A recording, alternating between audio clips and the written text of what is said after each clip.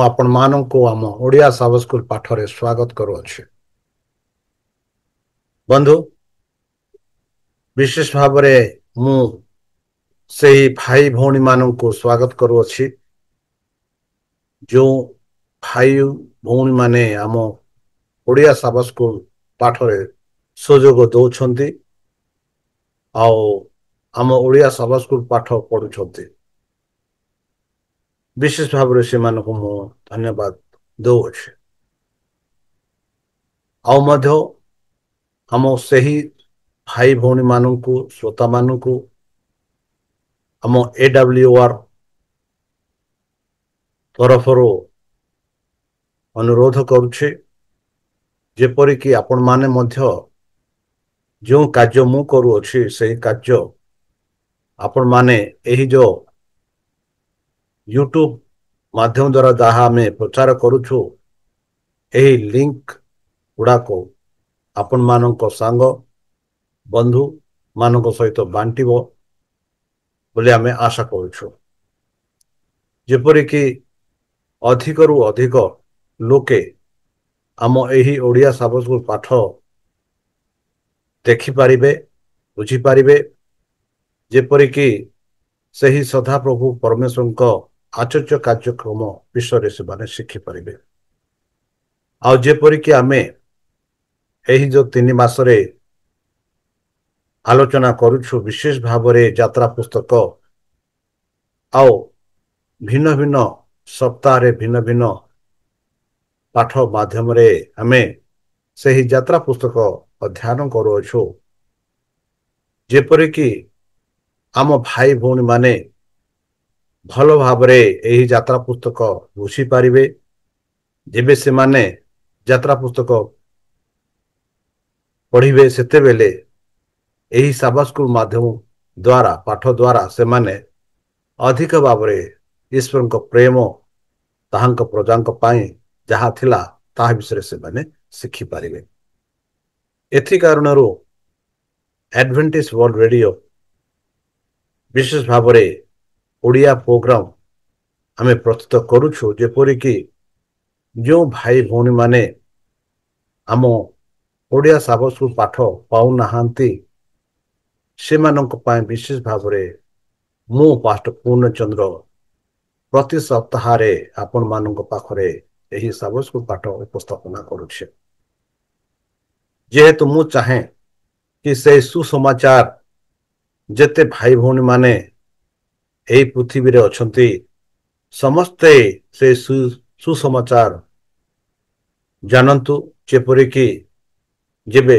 जीशु प्रभु अपना मेघर तरे अपना लोक मानू एकत्र करने को आसबे से स्वर्गराज्य नेवा पाए सही समय आम समस्त भाई भौणी माने जेपरिक से माने सुजोग पाइबे सही स्वर्गराज्य जीवा पाए सही परि सुजोग अन्य माने मध्य पांतु यह मोर इच्छा। प्रिय बंधु जेपरिक आमे केते वर्ष धरी आम एही ओडिया सब स्कूल पाठ विभिन्न प्रकार बा विभिन्न व्यक्ति द्वारा आमे एही जो ओडिया सब स्कूल पाठ आपण प्रस्तुत करुअछु जेपरिक आपण माने ओडिया सब स्कूल पाठ पढ़िबा पूर्वे आपण माने संकेत रूपे एही सब स्कूल पाठ जानि पारिबे एथि जोगु मु आपण मानक अनुरोध करुछे कि जेते भाई भौणी माने आम एही ओडिया सब स्कूल पाठ को देखुछंती यूट्यूब माध्यम द्वारा मु विशेष भाव से आउ थरे अनुरोध करुछे कि आपणक बंधु बांधव सांग मानक आउ जो मानक आपण माने जानि नाहांती से मानक सह मध्य बंटन करंतु आउ सब्सक्राइब करंतु जेपरिक एही सब स्कूल पाठ अधिक रु अधिक लोक मानक पाखक पहुंची पारिबो। ताले चलंतु विलंब न करी आम एही सप्ताह पाठ आरंभ करिबा। एही सप्ताह पाठ होछि इंग्रजी रे लिखा जाय अछि कि कवेनेंट एट सिनाई बा ସିନିୟ ପର୍ବତରେ ଚୁକ୍ତି। ଏହି ଚୁକ୍ତି କାହା ସହିତ ହୋଇଥିଲା, ଆଉ କିଏ କରିଲେ, ଆଉ କାହିଁ ପାଇଁ କରିଲେ, ସେହି ବିଷୟରେ ଆଜି ଆମେ ଜାଣିବା। ବନ୍ଧୁ, ବିଶେଷ ଭାବରେ ଯଦି ଆମେ ଚୁକ୍ତି ବିଷୟରେ ଚିନ୍ତା କରିବା, ତାହା ଯେପରିକି ଈଶ୍ୱରଙ୍କ ପ୍ରେମ, ଈଶ୍ୱରଙ୍କ ଅନୁଗ୍ରହ, ଈଶ୍ୱରଙ୍କର ଯେଉଁ ଆଲୋଚନା ମଣିଷଙ୍କ ପାଇଁ ଅଛି, ଯୋଜନା ଅଛି, ସେହି ଯୋଜନା ଆଧାରିତରେ ଆମେ ଏହି ଚୁକ୍ତି ବିଷୟରେ ଜାଣୁଅଛୁ। ତାହା ପୂର୍ବେ ଚାଲନ୍ତୁ, ଷଷ୍ଠ ରୂପେ ଜାଣିବା ପୂର୍ବେ ଆମେ ସେହି ସଦାପ୍ରଭୁ ପରମେଶ୍ୱରଙ୍କ ନାମରେ ଏକ ଛୋଟ ପ୍ରାର୍ଥନା କରିବା। ହେ ଆମ୍ଭମାନଙ୍କ ସର୍ବଶକ୍ତି ସର୍ବଜ୍ଞାନୀ, ପ୍ରେମର ସାଗର, ଦୟାମୟ, ଅନ୍ତର୍ଜମୀ, ଅନୁଗ୍ରହ ପରମ ପିତା, ଧନ୍ୟବାଦ ଅର୍ପଣ କରୁଅଛୁ। ବର୍ତ୍ତମାନ ଯେଉଁ ସମୟ ଏହି ସାବାତ ସ୍କୁଲ ପାଠ ପଢ଼ିବା ପାଇଁ ଦେଇଅଛ, ଯେପରିକି ଏହି ସାବାତ ସ୍କୁଲ ପାଠ ଆମେ ବୁଝିପାରିବୁ, ତୁମ ସେହି ପ୍ରେମ ଯାହା ଇସ୍ରାଏଲ ପ୍ରଜାମାନଙ୍କୁ ପ୍ରଦର୍ଶନ କରିଥିଲ, ଯେପରିକି ଆମମାନଙ୍କ ଜୀବନରେ ମଧ୍ୟ ସେହି ପ୍ରଦର୍ଶନ ହୋଇପାରିବ, ଏଥିପାଇଁ ଆମେ ତୁମଠାରେ ସେହି ପ୍ରାର୍ଥନା କରୁଅଛୁ। ଯେପରିକି ଏହି ସାବାତ ସ୍କୁଲ ପାଠ ଆମେ ବୁଝିପାରିବୁ, ଜାଣିପାରିବୁ, ଏଥିପାଇଁ ଆମମାନଙ୍କୁ ବୁଦ୍ଧିରେ, ଜ୍ଞାନରେ, ଶକ୍ତିରେ ପରିପୂର୍ଣ୍ଣ କର। ଶତ୍ରୁ ଶୟତାନ ହାତରୁ ଆମମାନଙ୍କୁ ଦୂରେଇ ରଖ। ଏହି ଛୋଟ ପ୍ରାର୍ଥନା ଯୀଶୁଙ୍କ ନାମରେ ମାଗୁଅଛୁ, ଶୁଣି ଗ୍ରହଣ କର। ଆମେନ୍। ବନ୍ଧୁ, ଆଉ ଥରେ ମୁଁ ଆପଣମାନଙ୍କୁ ଆମ ଓଡ଼ିଆ ସାବାତ ସ୍କୁଲ ପାଠରେ ସ୍ୱାଗତ କରୁଅଛି। ଆଉ ଆଜିର ବିଶେଷ ବା ଏହି ସପ୍ତାହର ବିଶେଷ ପାଠ ହେଉଛି ସିନିୟ ପର୍ବତରେ ଚୁକ୍ତି ବା ସିନିୟରେ ଚୁକ୍ତି। ଇଂରାଜୀରେ ଲେଖାଯାଇଅଛି କାଭେନେଣ୍ଟ ଆଟ୍ ସିନାଇ। ବନ୍ଧୁ, ଏହା ପୂର୍ବରେ ଚାଲନ୍ତୁ ଆମ ଏହି ସପ୍ତାହର ସ୍ୱର୍ଣ୍ଣପଦ ଦେଖିବା, ଯାହା ନିଆଯାଇଅଛି ଯାତ୍ରା ପୁସ୍ତକ 19:4-6। ଯାତ୍ରା ପୁସ୍ତକ 19:4-6 ଏଠାରେ ଲେଖାଯାଇଛି, ଆମ୍ଭେ ମିଶରୀୟମାନଙ୍କ ପ୍ରତି ଯାହା କଲୁ ଓ ତୁମାନଙ୍କୁ କିପରି ଉକ୍ରୋଷ ପକ୍ଷୀ ପକ୍ଷରେ ବହି ଆପଣା ନିକଟକୁ ଆଣିଲୁ, ତାହା ତୁମ୍ଭେମାନେ ଦେଖିଅଛ। ଏବେ ତୁମ୍ଭେମାନେ ଯଦି ଆମ ରବରେ ମନୋଯୋଗ କରିବ ଓ ଆମ୍ଭ ନିୟମ ପାଳନ କରିବ, ତେବେ ତୁମ୍ଭେମାନେ ସମସ୍ତ ଲୋକଙ୍କ ଅପେକ୍ଷା ଆମ ନିଜର ବଞ୍ଚିତ ଧନ ହେବ, କାରଣ ସମସ୍ତ ପୃଥିବୀ ଆମ୍ଭର। ବନ୍ଧୁ, ଏହି ସପ୍ତାହରେ ବିଶେଷ ଭାବରେ ଆମେ ଆଲୋଚନା କରିବା ସଦାପ୍ରଭୁ ପରମେଶ୍ୱର ଇସ୍ରାଏଲ ପ୍ରଜାମାନଙ୍କୁ ଯେବେ ସେ ମିଶର ଦେଶରୁ ବାହାର କରି ଆଣିଲେ, ଆଉ କିପରି ସେମାନେ ଲାଲ ସାଗର ପାର କଲେ। ଆଉ ଯେପରିକି ଆମେ ଦେଖିଲୁ ଗତ ସପ୍ତାହରେ, ଯେବେ ସେମାନେ ଲାଲ ସାଗର ପାର କରି ସେହି ପ୍ରାନ୍ତରରେ ଯାତ୍ରା କଲା ବେଳେ ସେମାନେ ଏକ ସ୍ଥାନକୁ ଗଲେ, ଯେଉଁଠାରେ ପାଣି ଯାହା ବହୁତ ଖଟା ବା ପିତା ଥିଲା। ଆଉ ପରମେଶ୍ୱର କହନ୍ତି ଯେ ଗୋଟିଏ କାଷ୍ଠ ନେଇ ସେଇ ଜଳରେ ଦିଅ ବା ପକାଇ ଦିଅ, ଆଉ ଯାହା ଦ୍ୱାରା ସେଇ ଜଳ ହେଲା ମଧୁର।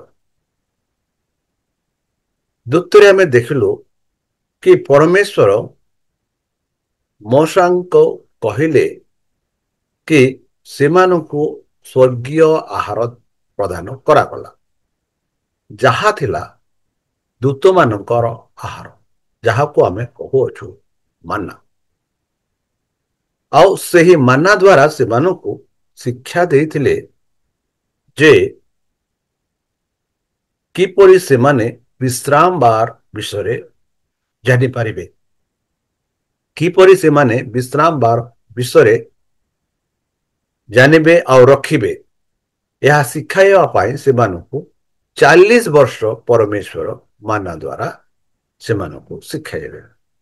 ଆଉ ସେ ମଧ୍ୟ କହିଲେ କି ମୁଁ ସେହି ଜୀବନର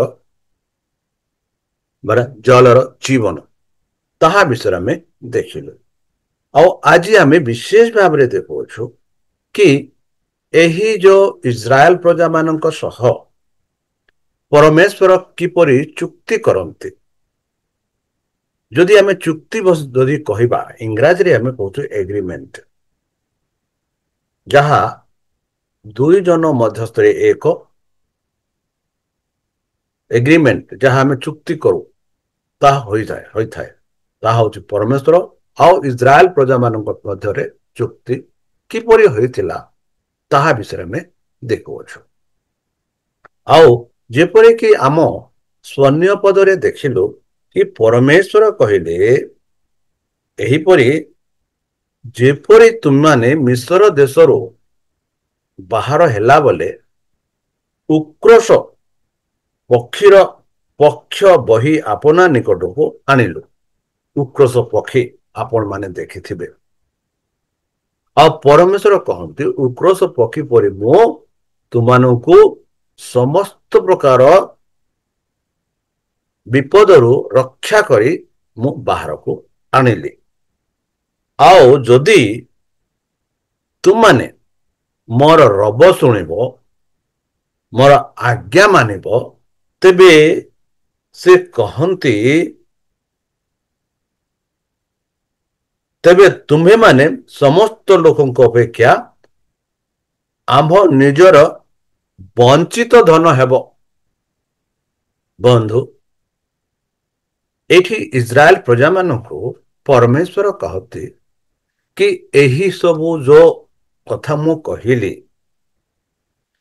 ସେ ଚୁକ୍ତି କରନ୍ତି ଯଦି ତୁମମାନେ ସେହି ଯୋଉ ମୋର ରବ ଶୁଣିବ, ମୋ କଥା ମାନିବ, ତେବେ ତୁମ୍ଭେ ମୋର ଏକ ବଞ୍ଚିତ ଧନ ହେବ। କାରଣ ସେ କହନ୍ତି ଯେହେତୁ ସମସ୍ତ ପୃଥିବୀ ଆମର, ଆଉ ସେମାନଙ୍କ ମଧ୍ୟରୁ ତୁମ୍ଭେମାନେ ମୋର ଏକ ବଞ୍ଚିତ ଧନ ହେବ। ବନ୍ଧୁ, ପ୍ରଥମ ପାଠ ଦେଖିବା ପର୍ବତ ସିନାଇ ଠାରେ, ଏଟ୍ ମାଉଣ୍ଟ ସିନାଇ।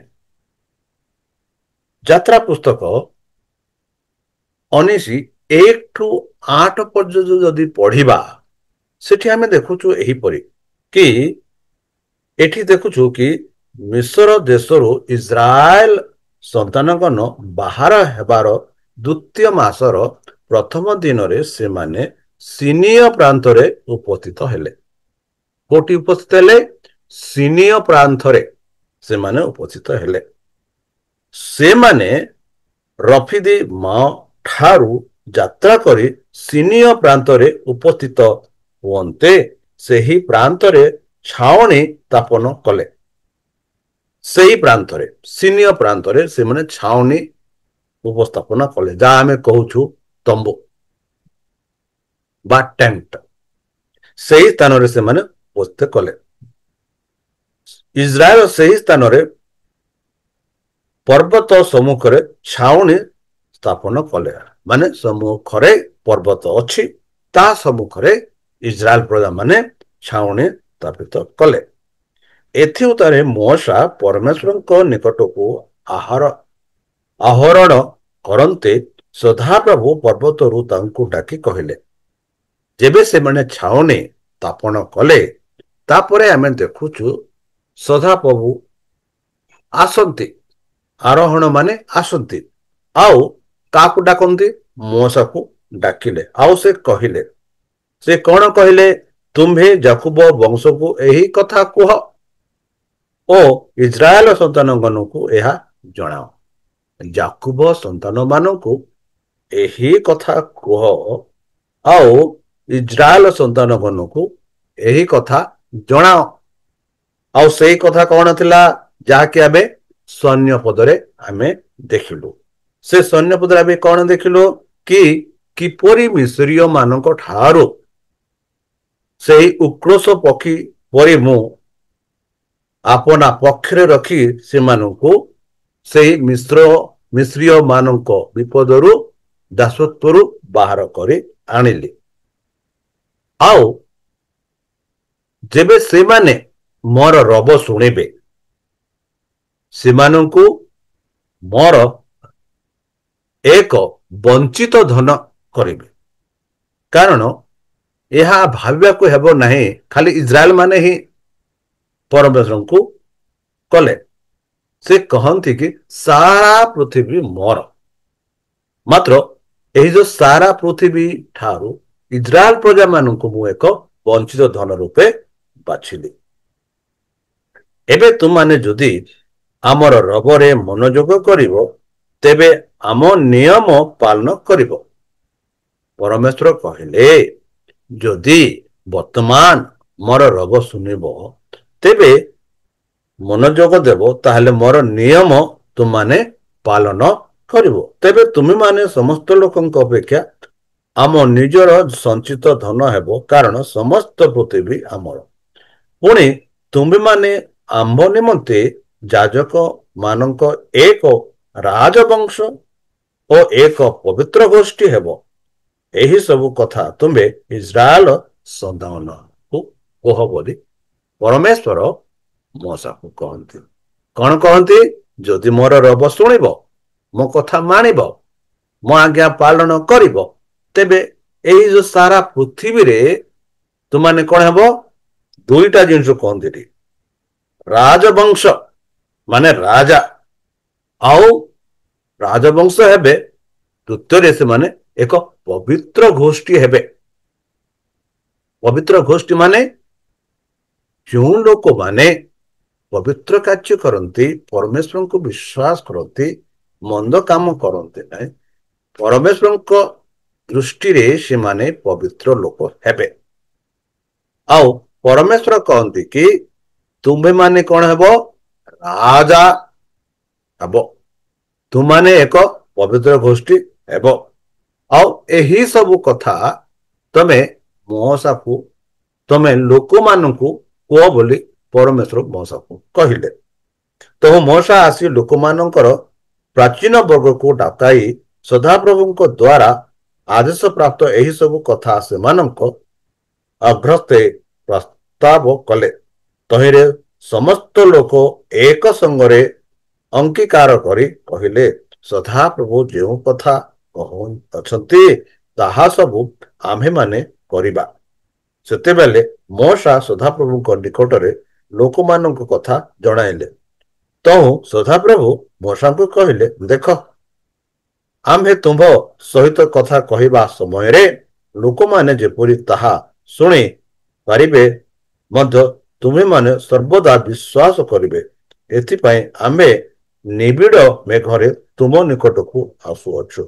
ଏଥିଉତ୍ତରେ ମୋସା ଲୋକମାନଙ୍କୁ କଥା ସଦାପ୍ରଭୁଙ୍କୁ ବିଷୟରେ ଜଣାଇଲେ। ବନ୍ଧୁ, ଆମେ ପରମେଶ୍ୱରଙ୍କ କଥା ଯାହା ସିନିୟ ପର୍ବତରେ କହିଥିଲେ, ସେହି ଲୋକମାନଙ୍କ ବିଷୟରେ ଆମେ ଦେଖୁଅଛୁ।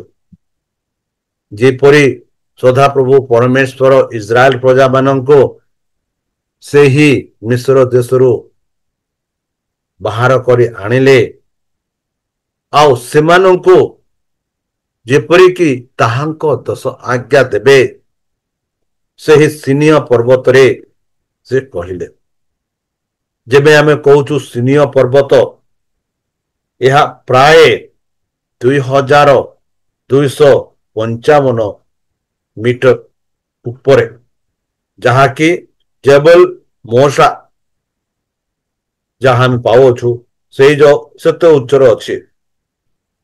ଆଉ ଯେଉଁ ଚୁକ୍ତି ପରମେଶ୍ୱର କରିଥିଲେ ଅବ୍ରାହମ, ଇସାକ, ଯାକୁବଙ୍କୁ, ସେହି ଚୁକ୍ତିକୁ ଯେପରିକି ପୁନର୍ବାର ଇସ୍ରାଏଲ ପ୍ରଜାମାନଙ୍କୁ ଠାରେ କରାଯିବ, ତାହା ବିଷୟରେ ଆମେ ଦେଖୁଅଛୁ।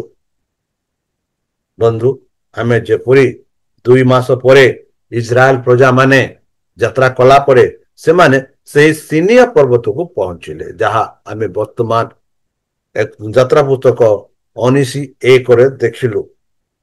ଆଉ କିପରି ପରମେଶ୍ୱର ସେଇ ସିନିୟ ପର୍ବତରେ ମଉସାକୁ ଡାକି ଲୋକମାନଙ୍କ ବିଷୟରେ କହିଲେ ଆଉ କହିଲେ କି ତୁମାନେ ଯଦି ମୋର ରବ ଶୁଣିବେ ମୋ କଥା ମାନିବେ ତୁମେମାନେ ଏକ ରାଜବଂଶ ହେବ, ଦୁଇ ଏକ ପବିତ୍ର ଗୋଷ୍ଠୀ ହେବ ବୋଲି ପରମେଶ୍ୱର କହିଲେ।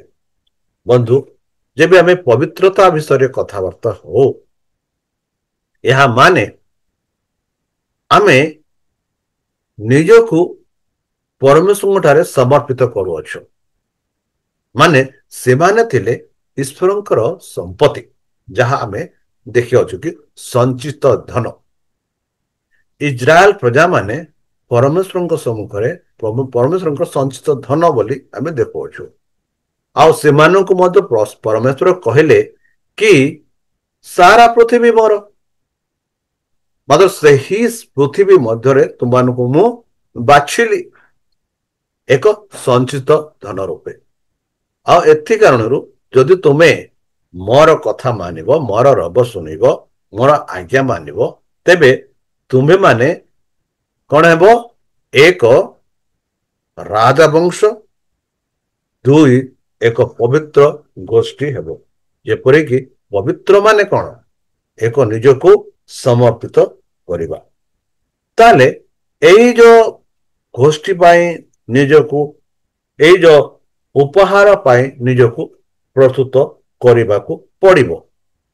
ଯେପରିକି ଆମେ ଯାତ୍ରା ପୁସ୍ତକ 9:19-25 ଯଦି ପଢିବା, ସେଠି ଆମେ ଦେଖୁଅଛୁ ବନ୍ଧୁ, ଏଠି ଦେଖୁଛୁ ତହିଁରେ ସଦାପ୍ରଭୁ ମୂଷାକୁ କହିଲେ, ଦେଖ ଆମେ ତୁମ୍ଭ ସହିତ କଥା କହିବା ସମୟରେ ଲୋକମାନେ ଯେପରି ତାହା ଶୁଣି ପାରିବେ ମଧ୍ୟ ତୁମଠାରେ ସର୍ବଦା ବିଶ୍ୱାସ କରିବେ, ଏଥିପାଇଁ ଆମେ ନିବିଡ଼ ମେଘରେ ତୁମ ନିକଟକୁ ଆସୁଅଛୁ। ଏଥି ଉତ୍ତାରେ ମୂଷା ଲୋକମାନଙ୍କ କଥା ସଦାପ୍ରଭୁଙ୍କୁ ଜଣାଇଲେ। ପରମେଶ୍ୱର କହିଲେ, ଯେପରି ମୁଁ ଯାହା କହିଅଛି ସେ କଥା ଯେପରିକି ଲୋକମାନେ, ଇସ୍ରାଏଲ ପ୍ରଜାମାନେ ବିଶ୍ୱାସ କରିବେ, ଏଥିଯୋଗୁ ଲୋକଙ୍କ ସମୂହ ମଧ୍ୟସ୍ଥରେ ମୁଁ ଉପସ୍ଥିତି ହେବି। ଆଉ ମୁଁ କେମିତି ଉପସ୍ଥିତି ହେବି? ସେହି ମେଘ ମାଧ୍ୟମ ଦ୍ୱାରା। ଆଉ ସେ ମେଘ ମାଧ୍ୟମ ଦ୍ୱାରା ମୁଁ ତୁମ ସହିତ କଥାବାର୍ତ୍ତା ହେବି। ଆଉ ସେତେବେଳେ ଲୋକମାନେ, ଯେବେ ମୁଁ କଥାବାର୍ତ୍ତା ହେବି, ସେତେବେଳେ ଲୋକମାନେ ଯେପରିକି ତୁମ କଥାରେ ବିଶ୍ୱାସ କରିବେ କି ମୁଁ ଏହି କଥା କହିଛି ବୋଲି ପରମେଶ୍ୱର ମୂଷାକୁ କହନ୍ତି। ତହିଁରେ ସଦାପ୍ରଭୁ ମୂଷାକୁ କହିଲେ, ତୁମେ ଲୋକମାନଙ୍କ ନିକଟକୁ ଯାଇ ଆଜି ଓ କାଲି ସେମାନଙ୍କୁ ପବିତ୍ର କର, ପୁଣି ସେମାନେ ଆପଣା ଆପଣା ବସ୍ତ୍ର ଧୌତ କରନ୍ତୁ। ପରମେଶ୍ୱର କହିଲେ, ମୁଁ ଲୋକମାନଙ୍କ ସହିତ କଥାବାର୍ତ୍ତା ହେବି ତୁମ ମାଧ୍ୟମ ଦ୍ୱାରା।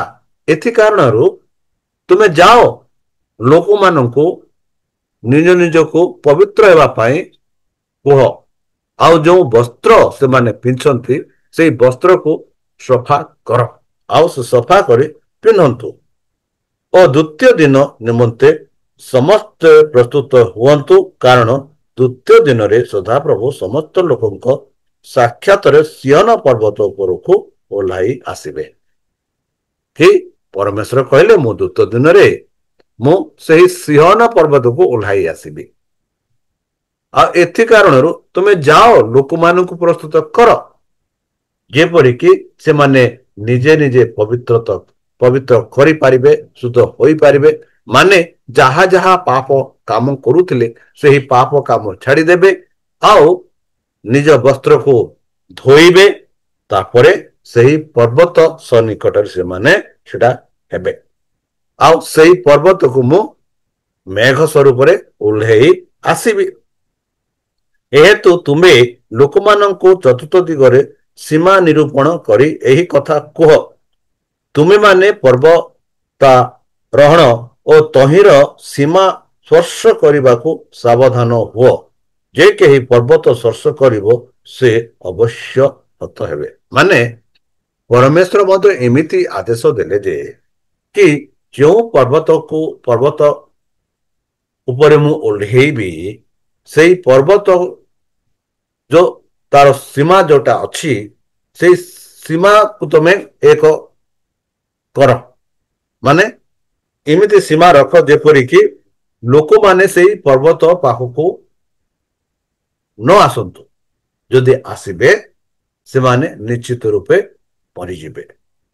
ଏହିପରି ସାବଧାନ ଦେଇ ପରମେଶ୍ୱର ମୋଶକୁ କହିଲେ, କାରଣ କାହାର ହାତ କାହାକୁ ସ୍ପର୍ଶ କରିବ ନାହିଁ, ମାତ୍ର ସେ ଅବଶ୍ୟ ପ୍ରସ୍ତଘାତରେ ହତ ହେବ କିମ୍ବା ବାଣ ଦ୍ୱାରା ବିଦ୍ଧ ହେବ। ପଶୁ ହେଉ କି ମନୁଷ୍ୟ ହେଉ କଦାପି ବଞ୍ଚିବ ନାହିଁ। ତୁରୀର ଦୀର୍ଘ ଧ୍ୱନି ହେଲେ ସେମାନେ ପର୍ବତ ପର୍ଯ୍ୟନ୍ତ ଉଠି ଆସିବେ, ମାନେ ଯେବେ ତୁରୀର ଧ୍ୱନି ହେବ ସେମାନେ ସେଇ ଧ୍ୱନିରେ ସେଇ ପର୍ବତ ଆଡ଼କୁ ଆସିବେ, ମାତ୍ର ପର୍ବତ ପାଖକୁ ଆସିବାର ଆବଶ୍ୟକ ନାହିଁ ବୋଲି କହିଲେ। କାରଣ ପଶୁ ବା ମଣିଷ ହଉ ବା ସେମାନେ ନିଶ୍ଚିତ ମୃତ୍ୟୁ ହେବେ, କାରଣ ସେହି ପର୍ବତ ଯୋଉ ପର୍ବତରେ ପରମେଶ୍ୱର ଓହ୍ଲାଇ ଆସନ୍ତି ସେହି ପର୍ବତ ଏକ ପବିତ୍ର ସ୍ଥାନ। ଆଉ ସେଇ ପବିତ୍ର ସ୍ଥାନରେ ମଣିଷ ଯେ ପାପୀ ଯେବେ ପବିତ୍ରତା ଛୁଇଁବ ସେ ଧ୍ୱଂସ ହୋଇଯିବ। ଏଥି କାରଣରୁ ପରମେଶ୍ୱର ଚାହୁଁଥିଲା ଯେ ଇସ୍ରାଏଲ ପ୍ରଜାମାନେ ଯେକୌଣସି ଦ୍ୱାରା ମୃତ୍ୟୁବରଣ କରନ୍ତୁ ବୋଲି ସେମାନଙ୍କୁ ସତର୍କ ଦେଇ କହିଲେ କି ସେମାନେ ସେଇ ପର୍ବତ ପାଖକୁ ଆସନ୍ତୁ, ମାତ୍ର ଏକ ସୀମାରେଖା ରଖ ଯେପରିକି ସେଇ ସୀମାରେଖାରୁ ବାହାରକୁ ନ ଯାଆନ୍ତି। ଏଥିଉତ୍ତାରେ ମୋଶା ପର୍ବତରୁ ଓହ୍ଲାଇ ଲୋକମାନଙ୍କ ନିକଟକୁ ଆସି ସେମାନଙ୍କୁ ପବିତ୍ର କଲେ। ପୁଣି ସେମାନେ ଆପଣା ଆପଣା ବସ୍ତ୍ର ସବୁ ଧୌତ କଲେ। ତହୁଁ ସେ ଲୋକମାନଙ୍କୁ କହିଲେ, ତୁମମାନେ ତୃତୀୟ ଦିନ ନିମନ୍ତେ ପ୍ରସ୍ତୁତ ହୁଅ, ପୁଣି ଆପଣା ପଣା ଭାର୍ଯ୍ୟା ସହ ଶୟନ କର ନାହିଁ। ଏହିପରି ମୋଶା ଇସ୍ରାଏଲ ପ୍ରଜାମାନଙ୍କୁ କହିଲେ। ଏଥିଉତ୍ତାରେ ତୃତୀୟ ଦିନରେ ପ୍ରଭାତ ହୁଅନ୍ତେ ମେଘ ଗର୍ଜନ ଓ ବିଜୁଳି ଓ ପର୍ବତ ଉପରେ ନିବିଡ଼ ମେଘ ଓ ଅତିଶୟ ଉଚ୍ଚ ସ୍ୱରରେ ତୁରୀ ଧ୍ୱନି ହେବାକୁ ଲାଗିଲା। ତହିଁରେ ଛାଉଣିସ୍ଥ ସମସ୍ତ ଲୋକ କମ୍ପାନିତ ହେଲେ। ତହିଁ ପରମେଶ୍ୱର ସହିତ ସାକ୍ଷାତ କରିବା ନିମନ୍ତେ ମୋଶା ଲୋକମାନଙ୍କୁ ଛାଉଣିରୁ ବାହାର କରି ଆଣିଲେ। ତହିଁରେ ସେମାନେ ପର୍ବତ ତଳେ ଠିଆ ହେଲେ। ସେତେବେଳେ ସିୟନ ପର୍ବତ ଧୂମମୟ ଥିଲା, କାରଣ ସଦାପ୍ରଭୁ ଅଗ୍ନି ବାହନରେ ତହିଁ ଉପରେ ଅବହରଣ କଲେ। ତହିଁ ଭାଟିର ଧୂମ ପରି ତହିଁରୁ ଧୂମ ଉଠିଲା। ପୁଣି ସମୁଦାୟ ପର୍ବତ ଅତିଶୟ କମ୍ପିଲା। ପୁଣି ତୁରୀ ଶବ୍ଦ କ୍ରମତଃ ଅତିଶୟ ଉଚ୍ଚ ହୁଅନ୍ତେ ମୋଶା କଥା କହିଲେ। ତହିଁରେ ପରମେଶ୍ୱର ଏକ ରବ ଦ୍ୱାରା ତାଙ୍କୁ ଉତ୍ତର ଦେଲେ। ଏଥିଉତ୍ତାରେ ସଦାପ୍ରଭୁ ସିୟନ ପର୍ବତ ଉପରେ ଅର୍ଥାତ୍ ପର୍ବତ ଶୃଙ୍ଗରେ ଅବହରଣ କଲା। ତାରେ ମୋଶାଙ୍କୁ ସେହି ପର୍ବତ ଶୃଙ୍ଗକୁ ଡାକିଲେ। ତହିଁରେ ମୋଶା ଆରୋହଣ କଲେ। ସେତେବେଳେ ସଦାପ୍ରଭୁ ମୋଶାଙ୍କୁ କହିଲେ, ତୁମେ ଓହ୍ଲାଇ ଯାଇ ଲୋକମାନଙ୍କୁ ଦୃଢ଼ ଆଦେଶ କର, ନହେଲେ ସଦାପ୍ରଭୁଙ୍କୁ ଦେଖିବା ପାଇଁ ସୀମା ଲଙ୍ଘନ କଲେ ସେମାନଙ୍କ ମଧ୍ୟରୁ ଅନେକ ବିନଷ୍ଟ ହେବେ। ବନ୍ଧୁ, ଆମେ ଦେଖୁଅଛୁ ସେହି ଯୋଉ 10 ଆଜ୍ଞା ଦେବା ପୂର୍ବେ ମୋଶାଙ୍କୁ ଇସ୍ରାଏଲ ପ୍ରଜାମାନଙ୍କୁ ପ୍ରସ୍ତୁତ କଲେ। ସେଇ ଯୋଉ ଉପହାର ପାଇବା ପୂର୍ବେ ଇସ୍ରାଏଲ ପ୍ରଜାମାନଙ୍କୁ ପରମେଶ୍ୱର ପ୍ରସ୍ତୁତ କଲେ। ବନ୍ଧୁ, ଏହି ସାବାସ୍କୁର ପାଠ ଦ୍ୱାରା ଆମେ ଦେଖୁଅଛୁ କି ଆମମାନେ ମଧ୍ୟ ଏକ ଉପହାର ପାଇବାକୁ ଯାଉଅଛୁ। ଆଉ ସେହି ଉପହାର ହେଉଛି ଜୀବନ, ଅନନ୍ତ ଜୀବନ। ଆଉ ଏହି ଅନନ୍ତ ଜୀବନ ପ୍ରାପ୍ତ ହେବା ପାଇଁ ଆମେ ନିଜ ନିଜକୁ ପ୍ରସ୍ତୁତ କରିବାକୁ ପଡ଼ିବ, ଧାର୍ମିକ ହେବାକୁ ପଡ଼ିବ, ପବିତ୍ର ହେବାକୁ ପଡ଼ିବ। ଯଦି ଆମେ ପବିତ୍ର ନ ହେବା, ଧାର୍ମିକ ନ ହେବା, ତାହେଲେ ପରମେଶ୍ୱରଙ୍କ ସମ୍ମୁଖରେ ଆମେ ଛିଡ଼ା ହୋଇପାରିବା ନାହିଁ। ଆଉ ଯେବେ ପରମେଶ୍ୱରଙ୍କ ସମ୍ମୁଖରେ ଆମେ ଛିଡ଼ା ହେବା ସେତେବେଳେ ଆମେ ଧ୍ୱଂସ ହୋଇଯିବା। ଏଥିଯୋଗୁଁ ଏହି ଯୋଉ ସାବାସ୍କୁର ପାଠ ମାଧ୍ୟମ ଦ୍ୱାରା ପରମେଶ୍ୱର ମାନଙ୍କୁ କହିବାକୁ ଚାହାନ୍ତି ଯେ କି ଆମେ ଯେଉଁ ପରମେଶ୍ୱରଙ୍କ ଠାରେ ବିଶ୍ୱାସ କରୁଛେ, ଯେଉଁ ଯୀଶୁଖ୍ରୀଷ୍ଟଙ୍କ ଠାରେ ଆମେ ବିଶ୍ୱାସ କରୁଛେ ତାହାଙ୍କ ରବ ଶୁଣି ତାହାଙ୍କ ପବିତ୍ରତା ଗ୍ରହଣ କରି ତାହାଙ୍କ ସମ୍ମୁଖରେ ଯେପରିକି ଆମେ ଧାର୍ମିକ ଗଣନା କରାଯାଇପାରିବା ଏଥି ନିମନ୍ତେ ନିଜକୁ ପ୍ରସ୍ତୁତ କରିବାକୁ ପଡ଼ିବ। ଯେହେତୁ ପରମେଶ୍ୱର ଯେଉଁ ଉପହାର ସେହି ଇସ୍ରାଏଲ ପ୍ରଜାମାନଙ୍କୁ ଦେବାକୁ ଚାହୁଁଥିଲେ, ଯେବେ ସେମାନେ ମିଶ୍ର ଦେଶରୁ ଯାତ୍ରା କରି ସେହି ସିହନ ପ୍ରାନ୍ତରରେ ପହଞ୍ଚିଲେ ସେତେବେଳେ ପରମେଶ୍ୱର ସେମାନଙ୍କୁ ସେହି ଉପହାର ଦେବା ପାଇଁ ଚାହିଁଲେ। ଆଉ ସେହି ଉପହାର କଣ ତାହା ଆମେ ଦେଖିବା। ସେହି ଉପହାର ହଉଛି ଯାହା ଆମେ ଯାତ୍ରା ପୁସ୍ତକ 20:1-17 ପର୍ଯ୍ୟନ୍ତ ପାଉଛୁ। ଆଉ ସେହି ଉପହାର ହଉଛି ପରମେଶ୍ୱରଙ୍କର 10 ଆଜ୍ଞା, ଯାହା ମାନବ ଜାତିକୁ ଦିଆଯାଇଥିଲା। ଆଉ ସେଇ 10 ଆଜ୍ଞା ଯେଉଁଠାରେ ମାନବ ପରମେଶ୍ୱରଙ୍କୁ ପ୍ରେମ କରିବ, ଯେଉଁଠାରେ ମାନବ ପରମେଶ୍ୱରଙ୍କୁ ସମ୍ମାନ ଦେଇପାରିବ, ଯେଉଁଠାରେ ମାନବ ପରମେଶ୍ୱରଙ୍କର ପ୍ରେମକୁ ଦେଖିପାରିବ, ଅନୁଭବ କରିପାରିବ, ସେହି 10 ଆଜ୍ଞାରେ ଆମେ ଦେଖୁଅଛୁ ମାନବ କିପରି ଆପଣା ପ୍ରତିବାସୀକୁ ପ୍ରେମ କରିବ, ଯେପରି ନିଜକୁ ସେ ପ୍ରେମ କରେ, ଯେପରି ପରମେଶ୍ୱର ମାନଙ୍କୁ ପ୍ରେମ କରୁଛନ୍ତି ସେହିପରି ମଣିଷକୁ କିପରି ପ୍ରେମ କରିପାରିବ ସେହି ବିଷୟରେ ଆମେ 10 ଆଜ୍ଞାରେ ଆମେ ପାଉଅଛୁ। ବନ୍ଧୁ, ଏହି 10 ଆଜ୍ଞା ବର୍ତ୍ତମାନ ସାରା ସଂସାରରେ ପାଳନ କରାଯାଉଅଛି। ଯାହା ଏମିତି ନିୟମ କାନୁନ ଯାହା ଆମ ଦେଶରେ ବି ଅଛି, ଅନ୍ୟ ଦେଶରେ ବି ଅଛି। କେଉଁ ଦେଶରେ ଏମିତି ନାହିଁ ଯେ କି ତୁମେ ଚୋରି କର ତୁମକୁ ଛଡ଼ାଯିବ, କି ବ୍ୟଭିଚାର କର କି ତୁମକୁ ଛଡ଼ାଯିବ, ବା ହତ୍ୟା କର କି ତୁମକୁ ଛଡ଼ାଯିବ, କି ମିଥ୍ୟା ସାକ୍ଷ୍ୟ ଦିଅ କି ତୁମକୁ ଛଡ଼ାଯିବ, ଏମିତି କିଛି ନିୟମ ନାହିଁ। ଏଇ ଯୋଉ ନିୟମ ସାରା ପୃଥିବୀ ପାଇଁ, ଯେପରି ମୁଁ ଆଗରେ ଯାତ୍ରା ପୁସ୍ତକ ସୈନ୍ୟ ପଦରେ ଲେଖା ଥିଲା କି ପରମେଶ୍ୱର କହିଲେ କି ସାରା ପୃଥିବୀ ମୋର, ଆଉ ତୁମେ ମାନେ ମୋର ସଞ୍ଚିତ ଧନ। ଆଉ ସେଇ ସଞ୍ଚିତ ଧନ ଦ୍ୱାରା ପରମେଶ୍ୱର ପୃଥିବୀକୁ ତାହାଙ୍କ ପ୍ରେମ ପ୍ରକାଶ କରିବା ପାଇଁ ସେମାନଙ୍କୁ ବାଜିଥିଲେ। ଆଉ ସେହି ଲୋକମାନଙ୍କୁ ପରମେଶ୍ୱର ସେହି ସିହନ ପର୍ବତକୁ ଡକାଇଲେ, ମୂଷାଙ୍କ ସହିତ କଥାବାର୍ତ୍ତା କହିଲେ, ଆଉ ଯେପରିକି ସେମାନେ ବିଶ୍ୱାସ କରିବେ କି ନିଶ୍ଚିତ ପରମେଶ୍ୱର ମୂଷାଙ୍କ ସହିତ କଥାବାର୍ତ୍ତା ହୁଅନ୍ତି, ତାହା ଯେପରି ସେମାନେ ବିଶ୍ୱାସ କରିବେ, ଏଥିପାଇଁ ପରମେଶ୍ୱର ନିଜେ ସେହି ସିହନ ପର୍ବତ ଉପରେ ଓହ୍ଲେଇଲେ। ଆଉ ଯେବେ ସେ ଓହ୍ଲେଇଲେ ତାର ବର୍ଣ୍ଣନା ଆମେ ପଢି ସାରିଛୁ। କିପରି ସେହି ସାରା ପର୍ବତ ଧୂଆଁ ସହିତ ପୂର୍ଣ୍ଣ ହୋଇଥିଲା, ଯୋଉ ପୃଥିବୀ ଗର୍ଜନ କଲା, ତାହା ବିଷୟରେ ଆମେ ଦେଖି ସାରିଛୁ। ଆଉ ଆମେ ଦେଖୁଛୁ କି ସେହି ଉପହାର ଯାହା ଆମେ ଦେଖୁଛୁ, ସେଇ ଉପହାର ପାଇବା ପାଇଁ କାଲି ଦେଖିଥିଲୁ ଆଉ ଆଜି ଆମେ ଦେଖୁଛୁ ସେଇ ଉପହାର ହଉଛି ସେହି 10 ଆଜ୍ଞା, ଯାହା ଯାତ୍ରା ପୁସ୍ତକ 20:1-17 ପର୍ଯ୍ୟନ୍ତ ପାଉଅଛୁ। ତାହେଲେ ଚାଲନ୍ତୁ ଆମେ ଆଗକୁ ବଢିବା। ଯାହା ଦେଖୁଛୁ ଆଉ ଏହି ଯୋଉ 10 ଆଜ୍ଞାରେ ଦେଖୁଛୁ ବିଭିନ୍ନ ପ୍ରକାର କାର୍ଯ୍ୟ ରହିଅଛି। ଏଇ 10 ଆଜ୍ଞାରେ ଯାହା ଆମେ ଦେଖୁଛୁ, ଯଦି ଆମେ ଦେଖିବା ଯାତ୍ରା ପୁସ୍ତକ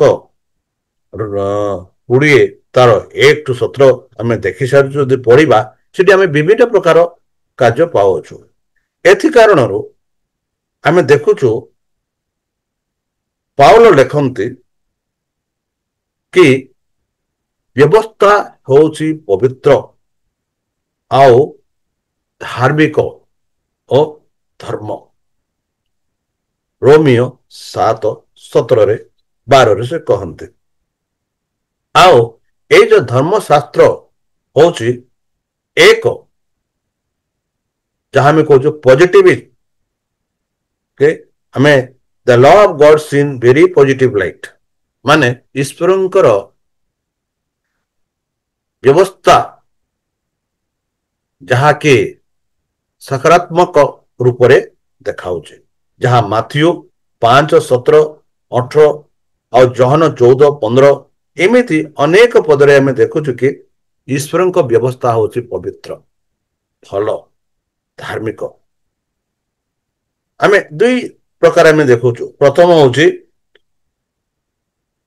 परमेश्वर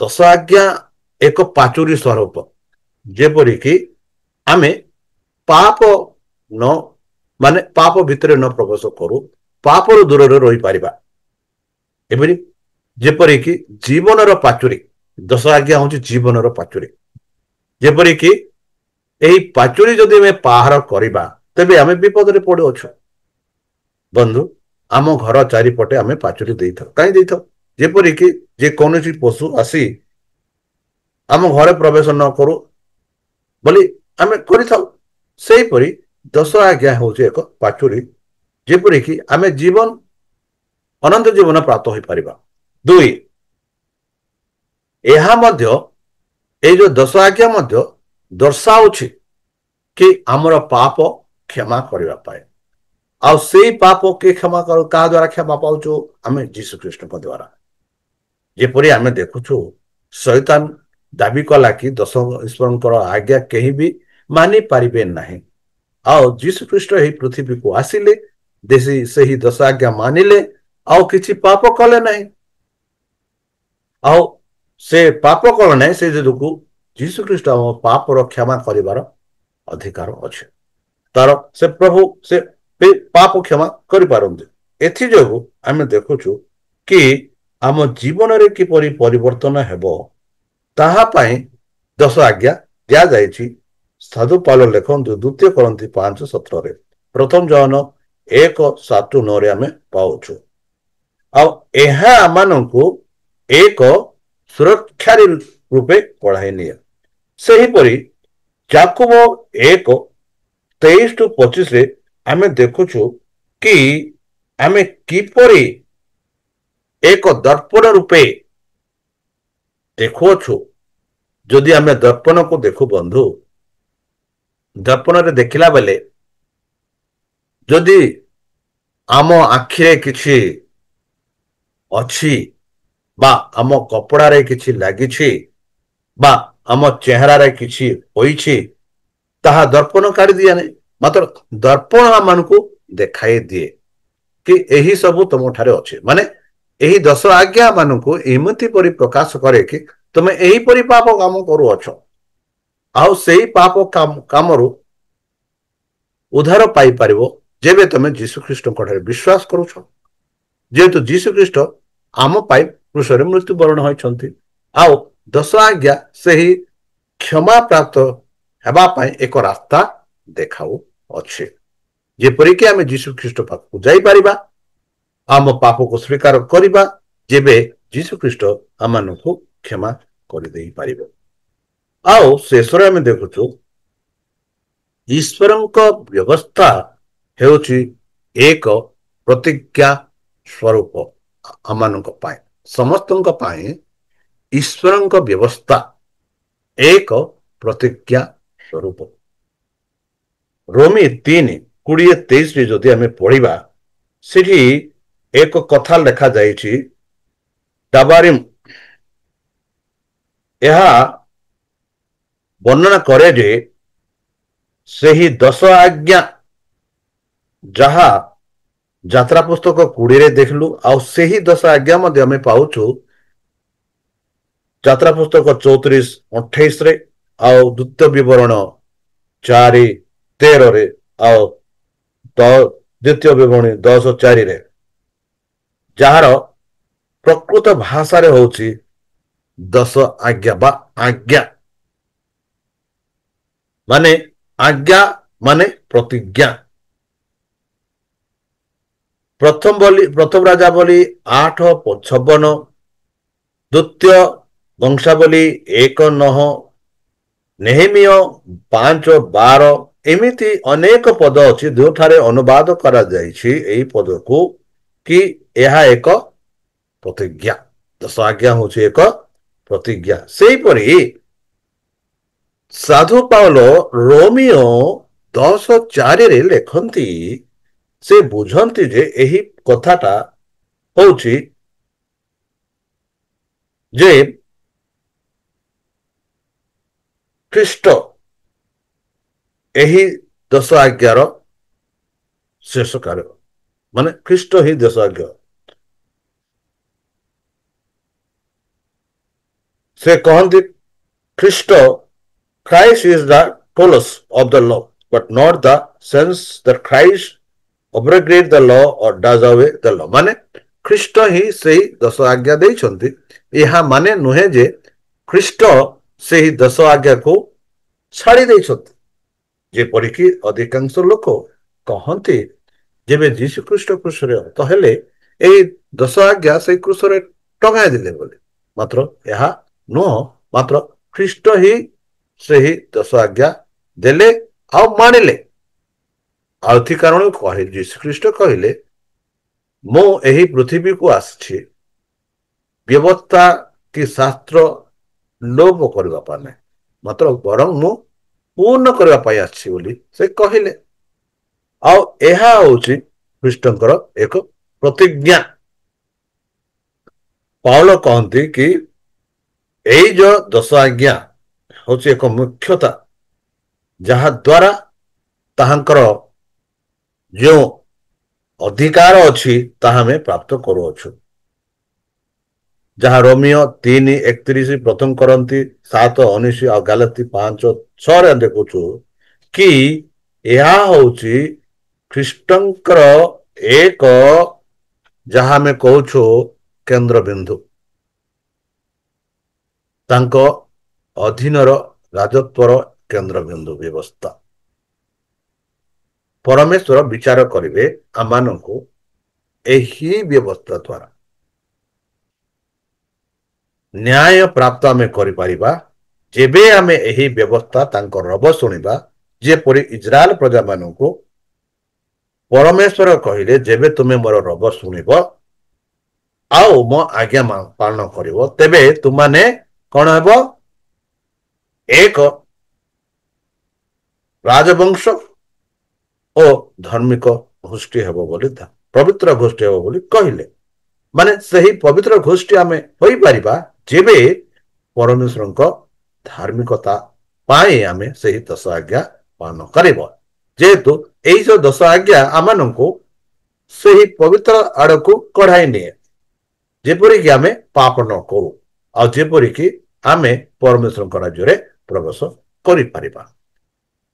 ବନ୍ଧୁ, ଏଥିପାଇଁ ଚାଲନ୍ତୁ ଯେଉଁ ଚୁକ୍ତି ପରମେଶ୍ୱର ଦେଇଥିଲେ ମୋଶାଙ୍କୁ ଆଉ ଇସ୍ରାଏଲ ପ୍ରଜାମାନଙ୍କୁ, ସେହି ଚୁକ୍ତି ଆଜି ବି ରହିଅଛି ଆଉ ପରମେଶ୍ୱର ତାଙ୍କ ପୁତ୍ର ଦ୍ୱାରା ଏହା ପୂର୍ଣ୍ଣ କରିଛନ୍ତି।